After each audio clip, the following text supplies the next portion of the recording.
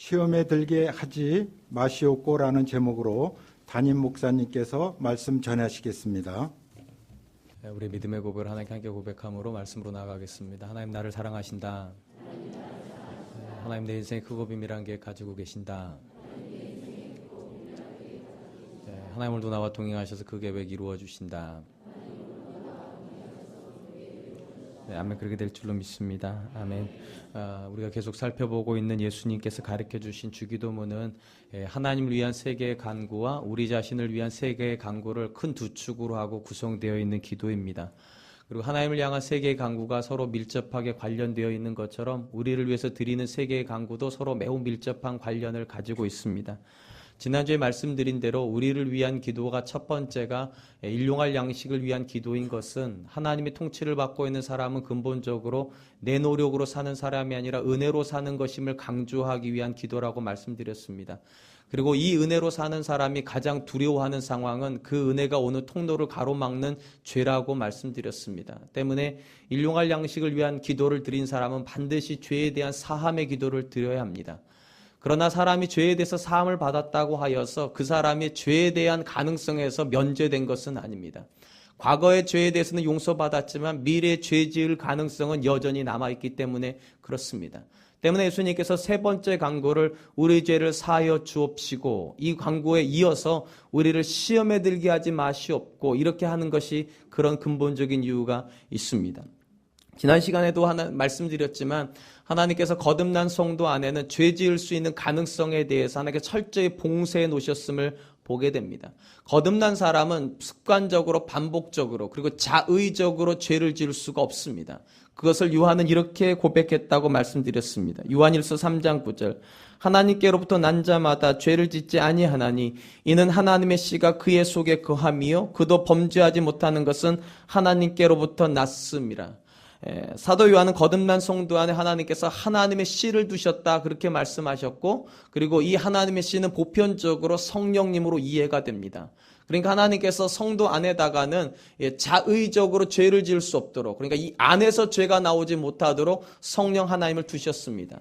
그러나 여러분 안에서 죄가 안 나온다고 하여서 죄가 없어질 수는 없습니다. 왜냐하면 바깥에서 안으로 들어가는 죄가 있기 때문입니다. 그 바깥에서 안으로 들어가는 죄를 유혹이라 그렇게 부르고 있는 것입니다. 특별히 예수님께서 그분의 제자들을 향하여서 시험에 들게 하지 마시옵고 이렇게 기도하라고 하시는 것은 이것이 우리가 놓여있는 현실이기 때문입니다.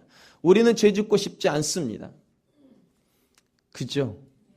성령 하나님이 최소한 우리 안에 내재해 계신 거듭난 사람이라면 죄에 대한 소원이 우리 안에 있을 수가 없습니다. 그러나 죄 짓고 싶지 않지만 우리가 죄를 짓습니다. 왜냐하면 바깥에서 들어오는 유혹이 있기 때문입니다. 그것을 예수님께서 우리를 보하여금 인식하라고 말씀하시는 것입니다. 그리고 그 인식이 들어왔다면 하나님께 날마다 이렇게 기도해야 된다는 것입니다. 우리를 시험에 들게 하지 마시옵소서. 특히 이 본문에 사용되고 있는 이 시험이라고 하는 단어가 헬라어로 페이라스모스라는 단어입니다. 이 페이라스모스라고 하는 단어는 크게 두 단어로 번역할 수 있습니다. 영어로 말하면 한 단어는 테스트라는 단어로 번역이 되고 또 하나는 템프테이션이라는 단어로 번역이 됩니다. 둘 다 시험이라는 단어로 쓸 수 있지만 엄밀히 구별하면 테스트는 시험이고 템프테이션은 유혹입니다. 그리고 대부분의 영어 성경은 다 유혹이라는 단어로 번역하고 있습니다. 이유가 있습니다. 헬라어 원어로 놓고 보면 이 헬라어는 이런 뜻을 가지고 있기 때문에 그렇습니다. 우리를 페이라스모스로 끌어들이지 마시옵소서. 그러니까 우리를 시험으로 또는 유혹으로 끌어들이지 마시옵소서 이렇게 번역이 된다는 겁니다. 근데 여러분 생각해 보세요. 무언가로 끌어들인다는 말은 좋은 뜻일까요? 나쁜 뜻일까요?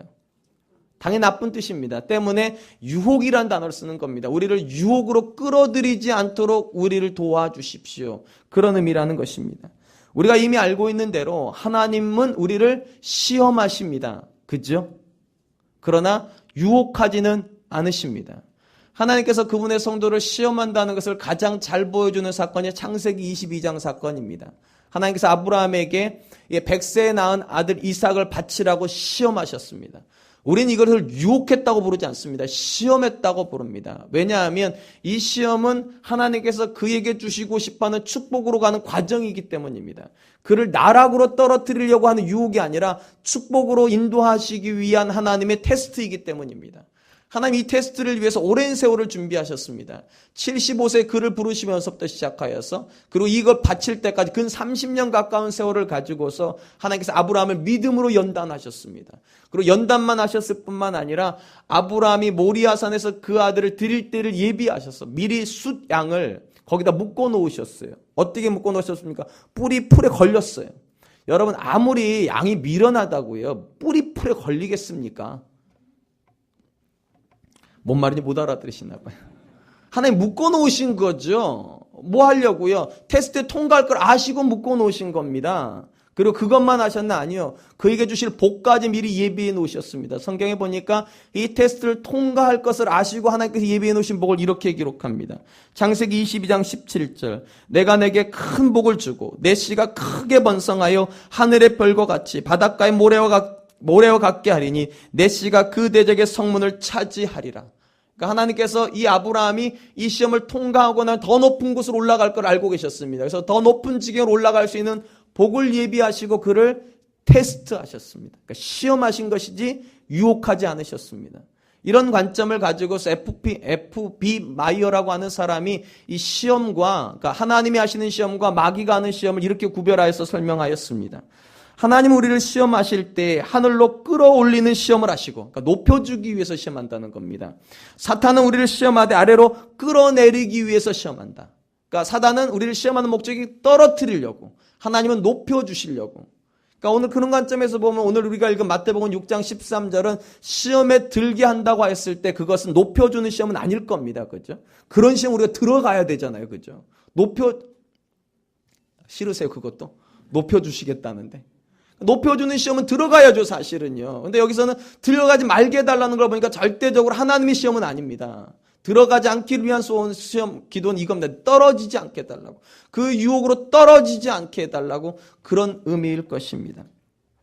그러므로 여러분 하나님께서 우리에게 하라고 하시는 기도는 본질적으로 우리에게 그런 유혹이 있음에 대한 대전제를 가지고 있습니다.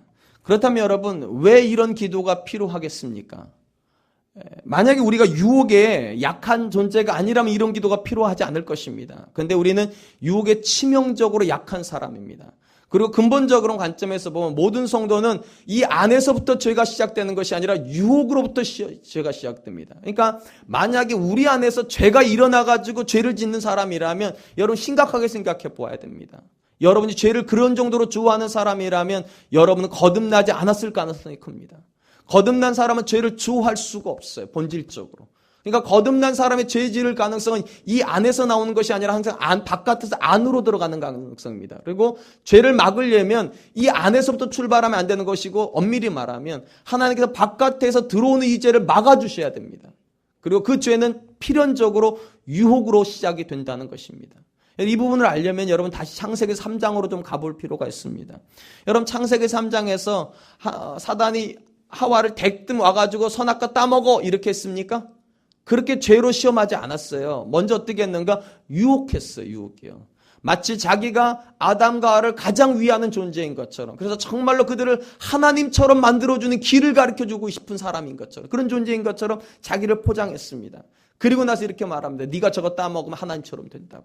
내가 그 비밀을 너한테 알려주고 싶어서 이렇게 온 거라고.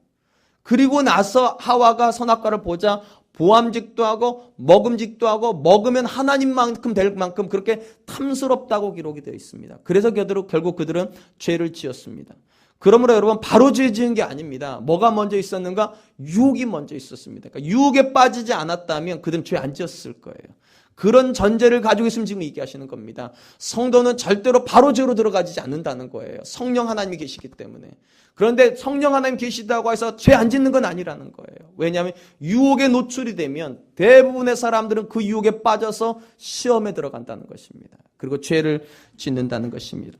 그러므로 여러분 우리가 죄를 무서워하는 사람이라면 죄보다 더 무서워야 되는 것이 있습니다. 시험입니다.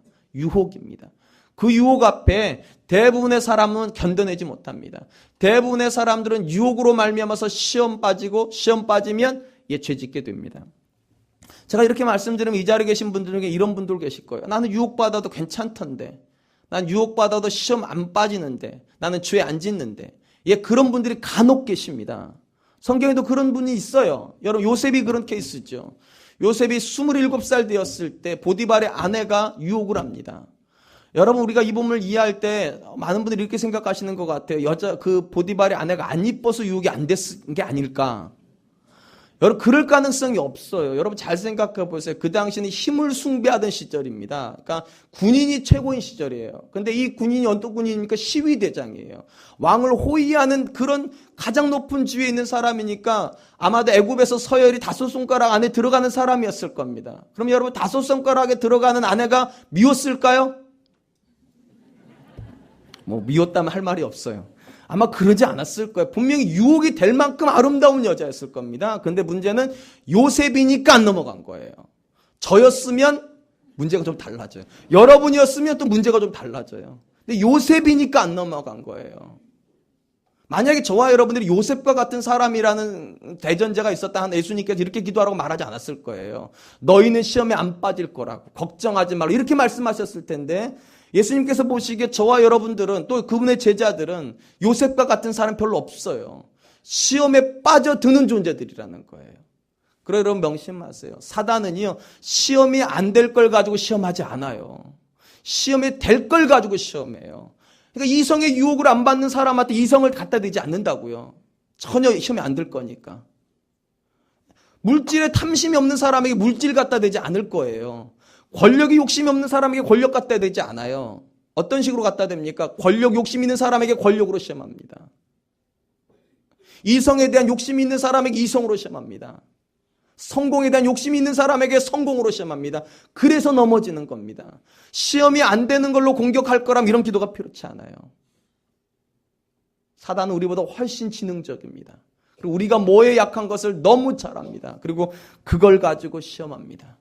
예수님이 그걸 아시니까 이렇게 말씀하시는 거예요. 시험에 들지 않기를 위해서 기도하라고. 여러분 예수님께서 40일간 기도하고 났을 때 가장 힘들었던 게 뭐였겠습니까? 배고픔이었겠죠. 그죠? 그러니까 첫 번째 시험이 뭡니까? 떡에 대한 시험 아닙니까? 잘 알아요. 뭐를 시험해야 넘어갔는지 너무 잘 알아요. 근데 다행인 건 우리 예수님께서 기도하시고 시험 받으셨죠. 그래서 이기신 거죠. 최근에 제가 읽었던 모 목사님 책에 사실 제 원고에는 그분 이름까지 써져 있는데 그분 이름을 얘기하면 또 그 교회로 가실까 봐 이름 얘기 안 하겠습니다.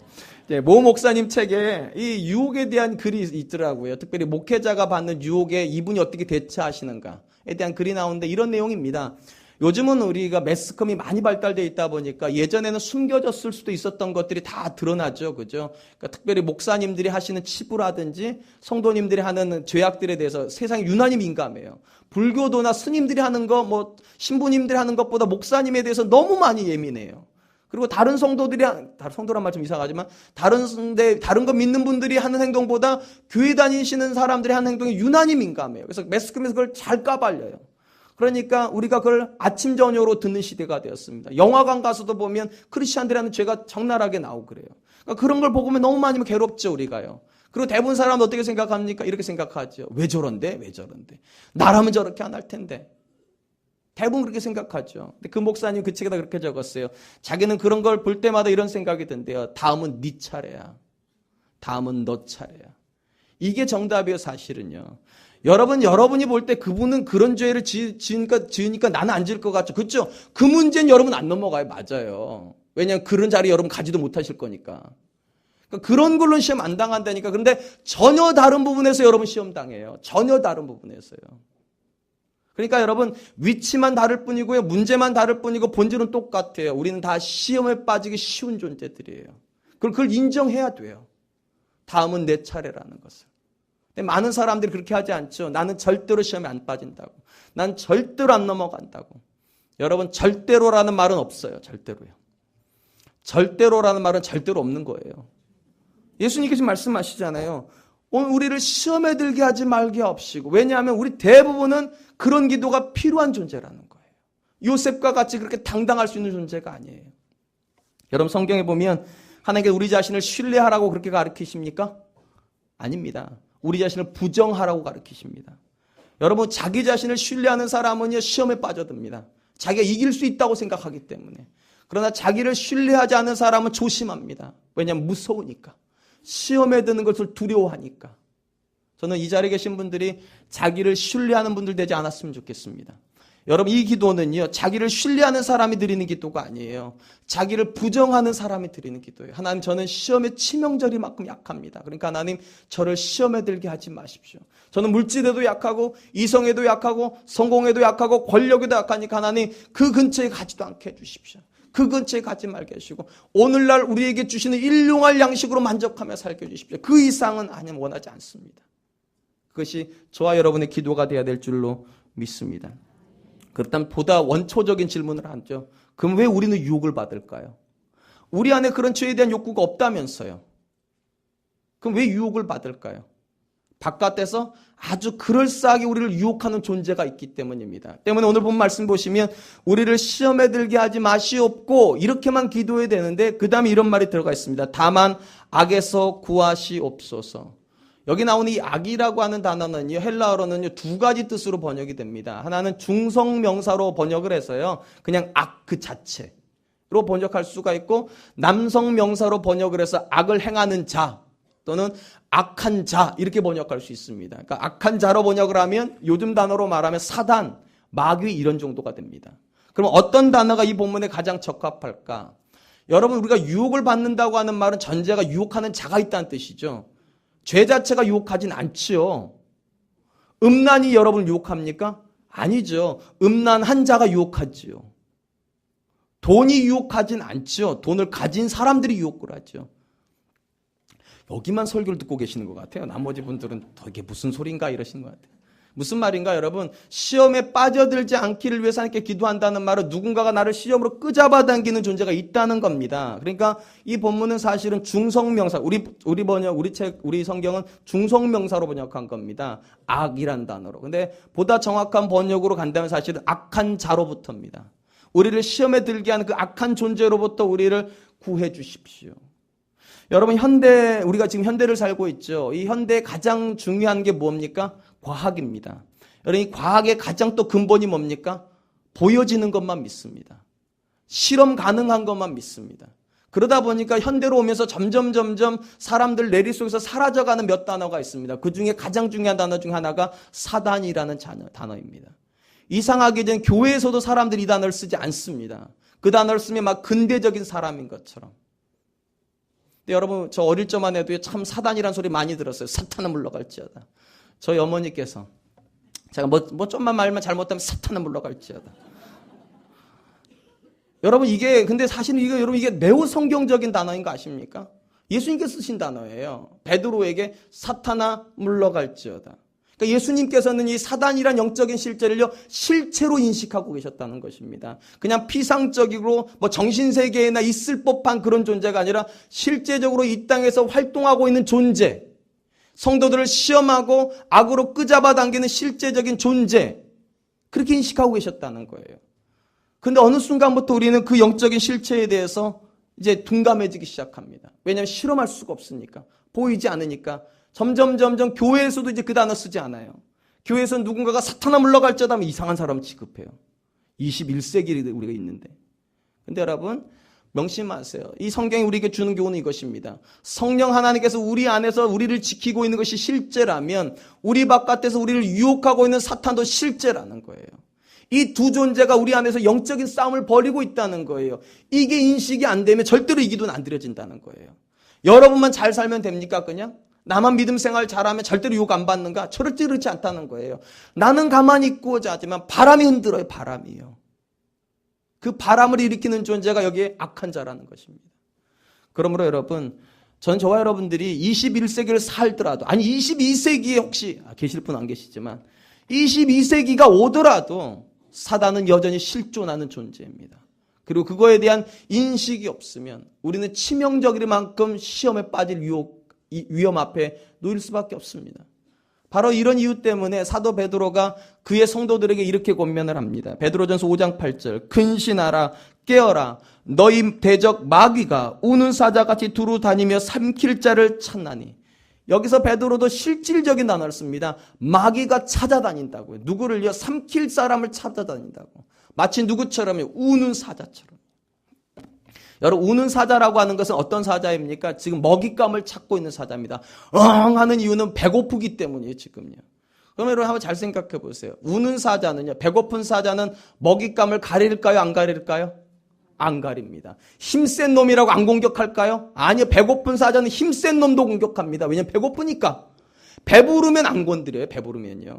배고프면 안 가립니다. 무슨 말인가? 여러분, 믿음 좋다고 안 건드릴까요? 천만에 믿음 좋아도 건드려요. 믿음 약하면 안 건드릴까요? 아니요, 믿음 약하면 더 건드려요.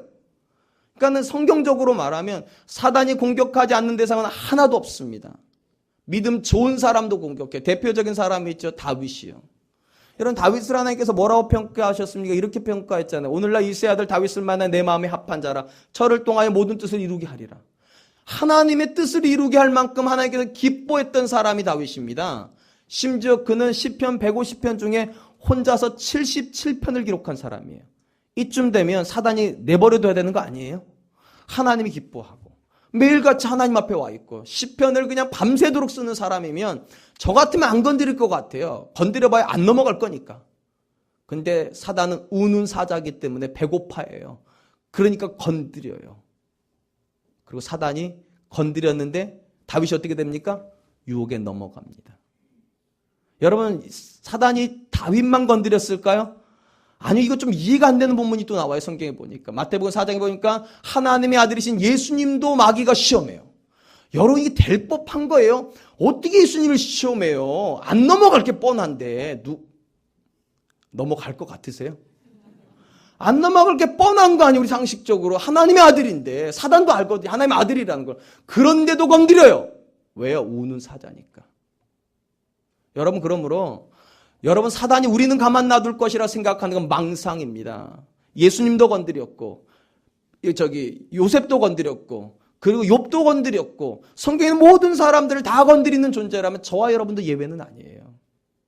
예수님 말씀하시는 거예요. 우리가 시험에 노출되어 있는 사람이라고. 우리가 안전지대에 사는 사람들이 아니라 언제든지 사단이 우는 사자처럼 우리를 향해서 으르렁거리는 현실을 우리가 살고 있다고. 근데 전혀 여러분들은 그런 현실에 안 살고 있는 것 같아요. 근데 예수님께서 지금 그런 저와 여러분을 향해서 경각심을 주는 겁니다. 우리가 살고 있는 현실은 그런 현실이라고. 가만히 있고 싶지만 가만히 있어지지 않는 현실. 시험에 빠지고 싶지 않지만 자꾸만 시험을 하는 현실. 죄를 싫어함에도 불구하고 자꾸만 나를 죄로 몰고 가는 현실. 누가요? 사단이요. 그리고 그 사단에 대한 실체를 인식하는 사람 하나님 앞에 나오라는 거예요. 그리고 이렇게 기도하랍니다. 하나님, 우리를 시험에 들게 하지 마시고 다만 악에서 구하옵소서. 그렇다면 여러분, 우리가 이 영적인 실체인 사단과의 매일같이 대면해야 되는 이 현실 앞에서 우리가 할 수 있는 최선 행동은 무엇이겠습니까? 과연 어떤 행동이 사단을 향한 우리가 할 수 있는 가장 최선 행동이겠습니까? 오늘 본문이 답입니다. 기도입니다. 하나님 앞에 나와서 그분의 도우심을 기도하는 것이야말로 사단을 향한 우리가 할 수 있는 최선의 행동입니다. 그리고 예수님이 이것을 바로 실제적으로 적용하셨어요. 예수님께서 제자들하고 마지막 밤을 보내셨던 공간이 겟세마네 동산입니다. 겟세마네 동산 예수님께서 제자들 데리고 가셨을 때, 기도할 때 예수님께서 그들에게 이렇게 말씀하셨습니다. 마태복음 26장 41절. 시험에 들지 않게 깨어 기도하라. 마음에는 원이로되 육신이 약하도다. 여기서도 이렇게 말씀하세요. 시험에 들지 않게. 이 단어가 들어갑니다. 그러니까 누가 시험한다는 겁니까? 당연히 사단이 시험하는 거죠. 사단이 시험하지 못하도록 깨어서 기도해라. 마음은 원이로되 육신이 약하도다. 여러분, 우리 이 본문을 정확하게 이해하려면 이 본문 바로 전에 있었던 사건을 이해할 필요가 있습니다. 여러분, 겟세마네 동산에 가기 전에 예수님과 제자들이 어디 있었습니까? 거기 있었습니다. 최후의 만찬 자리에 같이 앉아 있었습니다. 같이 식사를 한참 하시고 그다음에 성만찬을 다 거행하신 다음에 예수님께서 대뜸 이렇게 얘기하세요. 뜬금없이. 이 밤이 다가기 전에 너희가 나를 다 버릴 거라고. 그때 한 사람이 펄펄 날뛰었죠. 다 버려도 나는 안 버린다고. 모든 사람이 다 버려도 나는 주님과 함께 죽을 준비가 되어 있다고. 누가 그랬습니까? 베드로가요. 베드로가 그 말하자 모든 나머지 제자들 똑같이 얘기해서 우리도 안 버린다고. 그 이야기가 오늘 본문에, 제가 읽어드렸던 본문의 대전제입니다. 예수님이 이렇게 말씀하세요. 마음은 원이로되. 무슨 말이냐? 이런 거예요. 너희 마음 가운데 선한 생각이 있다는 거 내가 다 안다는 거예요. 너희는 나를 버리고 싶어 하지 않는다는 거 내가 다 안다는 거예요. 너희는 착하다는 거예요. 맞다는 거예요. 마음은 원이에요. 근데 그 다음 말이 중요해요. 육신이 약하다고. 좋은 생각은 가지고 있는데 그 좋은 생각이 좋은 행동을 못 간다는 거예요. 왜냐하면 내 육신이 약하니까. 그러니까 그 사람들에게 뭐라고 말하는 기도하라는 거예요. 너의 힘으로는 절대로 그 좋은 생각을 좋은 행동으로 못 옮긴다는 거예요. 너의 힘으로. 왜냐하면 사단이 가만 놔두지 않으니까. 여기서 우리가 중요한 거 하나 배우게 됩니다. 여러분, 좋은 생각을 하면 그 사람은 좋은 사람입니까? 예수님 말씀 잘 들어보세요. 마음은 원이 다 있다니까. 마음은 다 좋은 거 하고 싶어요. 여러분, 이 시간 여기 앉아 있으면서 살인을 계획하시는 분 계세요? 한 분도 없어요. 적어도요. 주일날 정기적으로 와서 예배드리고 말씀 듣고 찬양하고 기도하는 사람들 중에 나쁜 생각하는 사람은 그건 사람도 아니에요. 죄송하지만. 어떻게 하나님 앞에서 그러겠어요? 우리 중에 그런 사람 아무도 없어요. 그러니까 저 세수한 예배드리는 사람 안에는 다 선함이 있어요. 하나님 다 아세요. 이렇게 말씀하세요. 마음은 원이라는 거 다 안다. 너희가 좋은 생각하는 거 다 안다. 근데 그 다음이 이거예요. 과연 그 생각이 우리 안에 이루어지냐는 거예요. 얼마든지 이게 가능합니다. 좋은 생각은 했지만 나쁜 행동할 수 있어요. 무엇 때문에? 시험에 빠지기 때문에요. 여러분, 우리 안에서 좋은 생각은 끊임없이 일어납니다. 왜냐하면 성령 하나님께서 좋은 생각을 주시니까. 근데 그러면 여러분, 좋은 생각이 다 좋은 행동으로 옮겨지지 않아요. 왜 그럴까요? 아주 단순한 답이 하나 나옵니다. 기도하지 않기 때문이에요. 기도하지 않기 때문에. 사단은 우리 좋은 생각을 공격하진 않아요. 사단도 알아요. 좋은 생각을 공격하지 않아요. 뭘 공격하냐? 우리 육체를 공격해요. 이런 식으로요.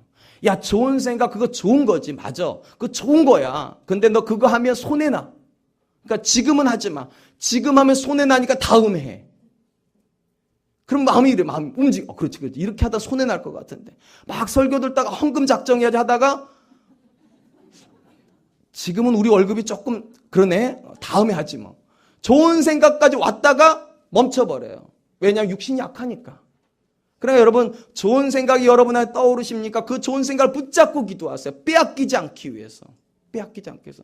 여러분, 나쁜 생각을 하기 때문에 나쁜 사람 되는 게 아니에요.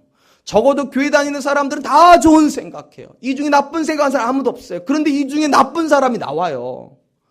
좋은 생각 때문에 나쁜 사람이 되는 게 아니라 연약함 때문에 나쁜 사람이 되는 거예요. 그리고 연약함을 아는 사람들은 기도하는 사람 되고요. 그러므로 여러분, 어떤 사람이 시험을 이길까요? 능력 있는 사람이 이기는 게 아니에요. 힘 있는 사람이 이기는 게 아니에요. 기도하는 사람들이 이겨요.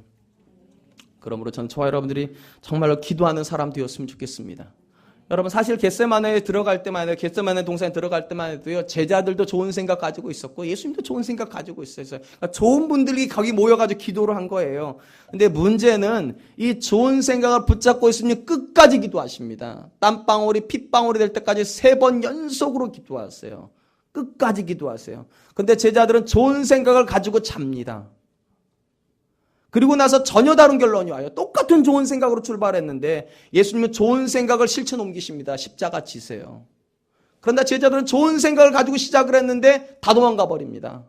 심지어 거기다가 베드로는 예수님을 3번이나 모른다고 훈장처럼 가슴이 달아버렸어요. 분명히 좋은 생각한 사람 아닙니까? 맹세까지 한 사람 아닙니까? 다 버려도 난 절대로 안 버린다고. 예수님과 십자가에 죽음의 현장까지 나가겠다고 그렇게 당당하게 말했는데 왜 그가 그 강력한 시험에 빠져들어 버립니까? 중요한 비밀이 하나 있죠. 기도가 없었기 때문입니다. 주님에게는 그 기도가 있었고요. 제자들에게는 그 기도가 없어요. 똑같이 좋은 생각으로 출발했지만 예수님이 기도로 들어갔고요. 제자들은 잠으로 들어가 버렸어요. 그래서 잠으로 들어가 버렸던 제자들은 좋은 생각하였지만 시험에 빠져버렸습니다. 그러므로 여러분, 좋은 생각하니까 내가 좋은 사람이라 착각 버리세요. 내 안에 너무너무 좋은 생각들이 많이 떠오른다고. 교회를 섬겨야 되는 부분에 대해서, 그리고 내가 내 주변에 맡겨주신 어려운 영혼들을 향하여서, 그리고 내게 주신 아내, 남편, 자식들을 향한 좋은 생각이 떠오른다고요. 기도하세요. 그래야 좋은 분들이에요. 이 자리에 앉아있는 동안에 많은 생각 들잖아요. 나 좋은 남편 돼야 되겠다. 그치? 나가 가면은 아내한테 잘해줘야지. 집에 들어가는 순간 현관에 내 신발 흐트러진 것만 보면 갑자기 이러잖아요. 좋은 아내 돼야 되겠다고 생각하고 집에 갔는데 집에 가자마자 옷꼬라지를 벗어 던지는 남편 보면 갑자기 마음이 또 없어져 버리잖아요. 좋은 부모 되겠다고 생각하는데 집에 가서 텔레비전 보고 있는 자식이 뒤통수 보면 발로 차주고 싶잖아요. 좋은 생각은 분명히 있었어요, 우리 안에요. 예배 드리는 동안 하나님께서 성령으로 우리 안에 좋은 생각을 자극하셨어요. 맞아요. 근데 문제는 그거예요. 좋은 생각을 붙잡고 기도하는 시간이 없으면 절대로 좋은 생각을 여러분 움직이지 못해요. 나쁜 행동이 여러분 움직여요. 사단이 이렇게 말해요. 다음번에 하자고. 다음번에 좋은 남편 되자고. 다음번에 좋은 아내 되자고. 다음번에 좋은 부모 되면 되지 뭐. 꼭 굳이 지금 할 필요가 있냐고. 우리 육신이 그렇게 약합니다.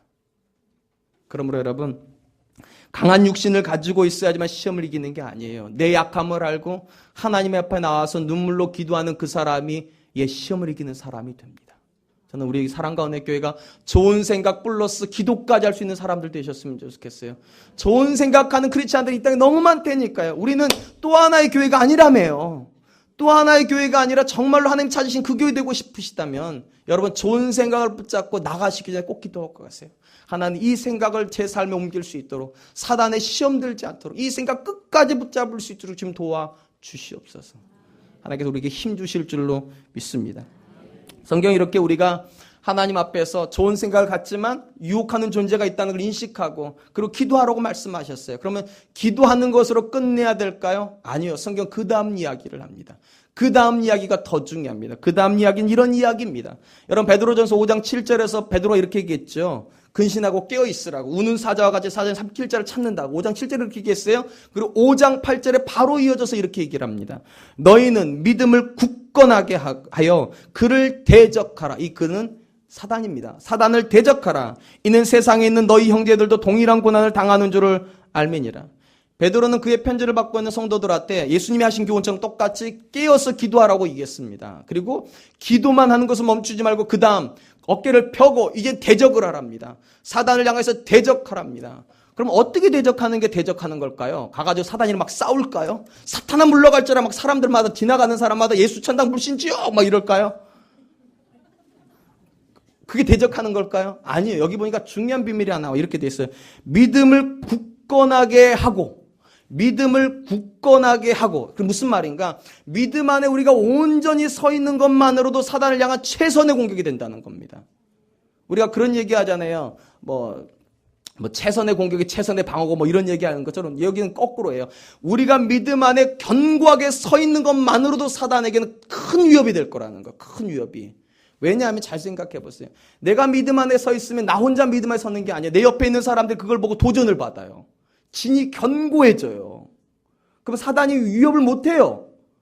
여러분 다니엘서를 잘 보세요. 다니엘서 시작을 할 때 다니엘 혼자 결심으로 시작돼요. 다니엘이 뜻을 정하여 이렇게 돼요. 자기 혼자 믿음을 견고하게 했어요. 근데 좀 지나니까 3명이 달라붙어 있어요.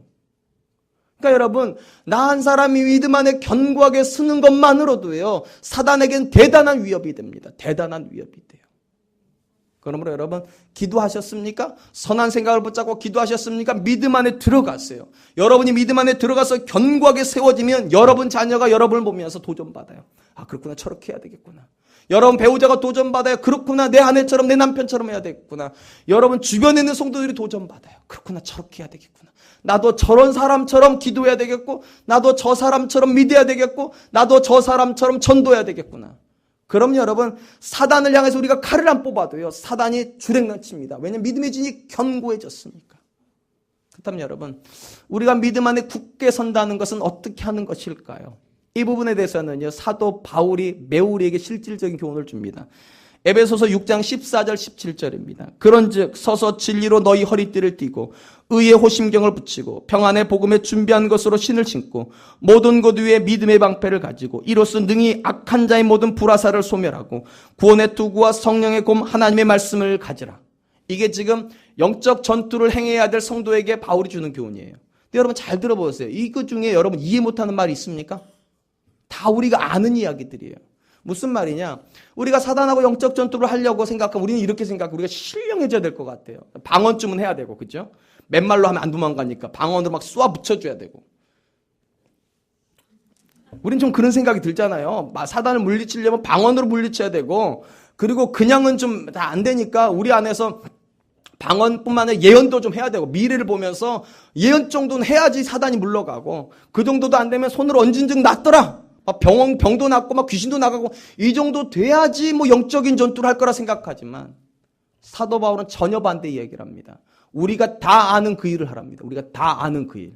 쉽게 말하면 여러분 인생에서 신앙생활의 기본이라고 생각하는 거, 그게 실질적으로는요, 그게 가장 본질이라는 거예요.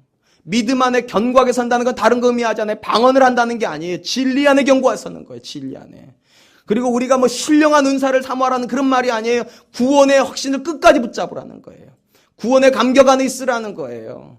그리고 복음 안에 거하라는 거예요. 그리고 날마다 그 말씀으로 강해지라는 거예요. 그것만으로도 사단은 우리에게 대적 못한다는, 그것만으로도. 그러므로 여러분, 사단과 영적인 전투를 하기 위해서 기도원에 5박 6일 들어갈 필요 없어요. 가서 신령한 목소리 얻어올 필요 없어요. 지금 하고 계시는 그 신앙생활을 더 견고하게 하세요.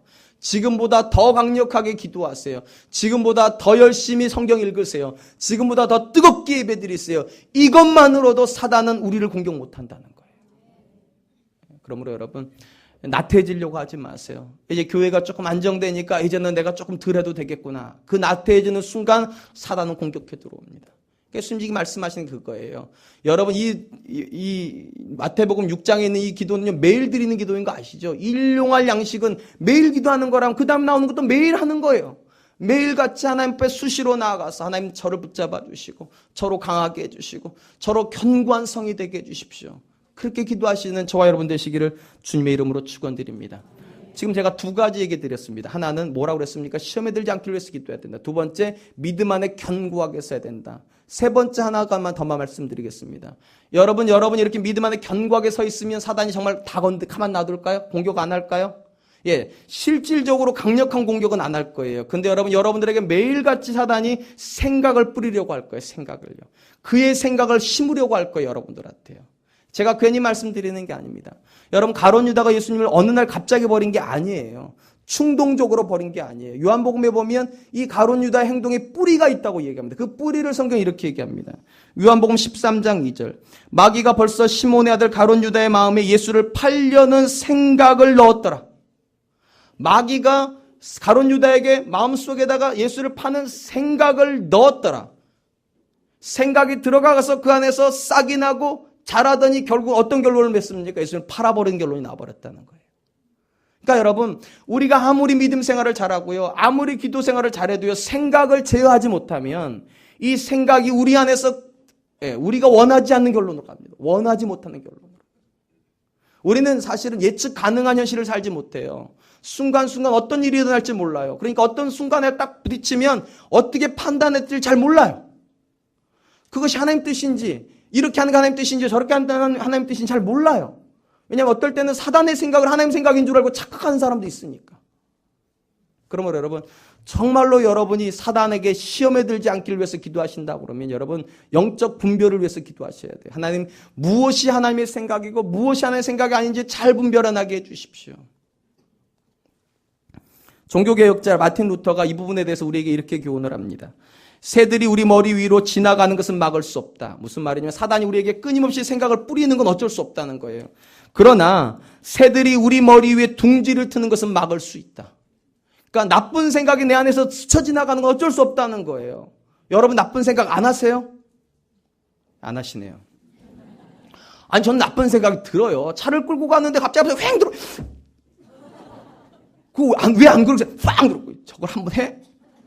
그건 제가 드는 생각이 아니에요. 사단 집어넣는 생각이에요. 저는 평소에 잘 가, 이렇게. 찬양도 손도 이렇게 들고 찬양도 하면서 간단 말이에요. 근데 이게 들으면, 그리고 여기까지 생각이 떠올라요. 저걸 한번 해? 이건 사단이 주는 생각이에요. 근데 그게 둥지를 틀면 어떤 일이 벌어집니까? 사이드 자꾸 문 열고 나가는 거예요. 잡아버리면 이거는 이제 둥지를 튼 거예요. 그러니까 여러분, 자꾸 삥 하는 것까지는 어쩔 수 없는 거예요, 그거는. 사단이 그렇게 한 건데 어쩌겠어요. 집에 갔는데 애가 텔레비전 보고 있는데 여기 생각이 욱 올라오는 거 그거 어쩔겠어요. 사단이 그렇게 하는 건데. 그런데 가가지고 뒤통수 치는 건 여러분이 하는 거예요. 치는 거는요. 그러니까 여러분 정말로 우리가 사단에 대한 실질적인 존재를 인식한다면 여러분 사단이 우리에게 끊임없이 생각을 뿌린다는 거 인식하세요. 여러분이 반응할 수 있게끔 끊임없이 생각을 뿌려요. 그것도 유혹이 가능하게끔 뿌려요. 가능하게끔. 근데 우리가 정말로 성령의 사람이라면 그 생각 앞에서 잠깐 멈춰야 돼요. 물론 저도 이게 잘 안 돼요. 말이 이렇게 빠르니까 잘 안 되죠, 당연히. 근데 다행히 지금까지 그래도 차 나가가지고 멱살 잡은 적은 없어요. 그냥 빵 하고 끝냈지. 그러므로 여러분, 우리가 기도하는 사람도 되었고 믿음 안에 견고하게 서 있다면 여러분 매일같이 만나는 상황 속에 여러분의 생각을 조심하십시오. 그 생각이 여러분을 자꾸만 끌고 가려고 그래요. 반응하게 만들게 해요. 사단이 주는 생각이 우리 안에서 꿈틀꿈틀거려서 뿌리 내리기를 원해요. 근데 여러분, 도토리는요, 알이 날라왔을 때 치워야 돼요. 안 그러면 들어가 버리면 끝나는 거예요. 들어가 버리면. 그러므로 전 저와 여러분들이 매일같이 좋은 생각에만 붙잡힐 수 있기를 축원드립니다. 이제 말씀을 맺겠습니다. 예수님은 그분의 제자들을 향하여서 시험에 들지 않기를 위해서 하나님께 기도하라고 말을 합니다. 이유는 간단합니다. 우리 안에서 성령님만 일하는 것이 아니라 우리 바깥에서 사단이 일하고 있기 때문입니다. 그 사단은 우는 사자와 같습니다. 대중을 가리지 않습니다. 믿음 좋다고 안 건드리는 게 아니고 믿음 나쁘다고 안 건드리는 게 아니라 다 건드려요. 그리고 그 건드리는 유혹 앞에 들어서면 누구도 견디지 못한다는 거. 그게 예수님의 생각이었어요. 그러니까 이렇게 말씀하세요. 영적인 전투다. 영적인 전투니까 날마다 하나님 보좌 앞에 가서 하나님 도와달라고, 하나님 지켜달라고 기도하라고. 그리고 이 영적인 전투를 인식하는 사람은 하나님의 도우심 없으면 못 살 것처럼 그분에게 철저하게 매어 달려야 된다고. 그게 기도 생활입니다. 그리고 기도 생활을 한 사람이라면 매일같이 하고 있는 영적인 활동에 대해서 더욱 견고하게 해야 된다고. 호시탐탐 노리고 있으니까. 그리고 여러분, 이것이 견고해졌다고 해서 안심하시면 안 된다는 거. 여러분의 생각에다 끊임없이 사단이 나쁜 생각을 수시로 뿌리려고 할 테니까. 그 생각으로부터 우리를 지키기를 위해서 오늘도 우리가 하나님 앞에 바른 정신 가지고 성령에 이끌려서 분별해야 될 줄로 믿습니다. 저는 우리 사랑과 은혜교회가 시험에 드는 교회가 아니라 하나님 위해서 일할 수 있는 교회 되었으면 좋겠습니다. 좋은 생각으로 멈추는 교회가 아니라 하나님 주신 능력을 가지고 그 좋은 생각을 실천하는 교회 될 수 있기를 주님의 이름으로 축원드리겠습니다. 기도하겠습니다.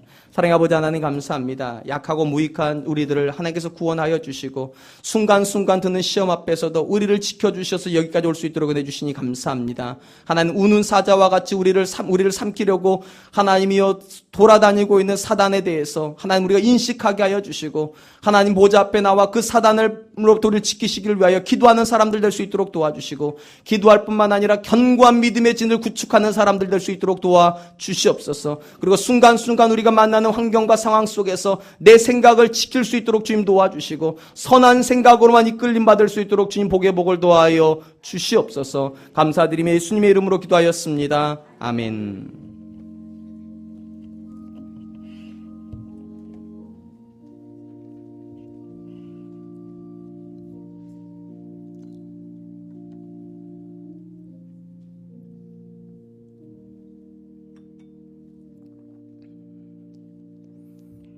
찬송가 50장 1절 하시면서 준비한 헌금 봉헌하겠습니다.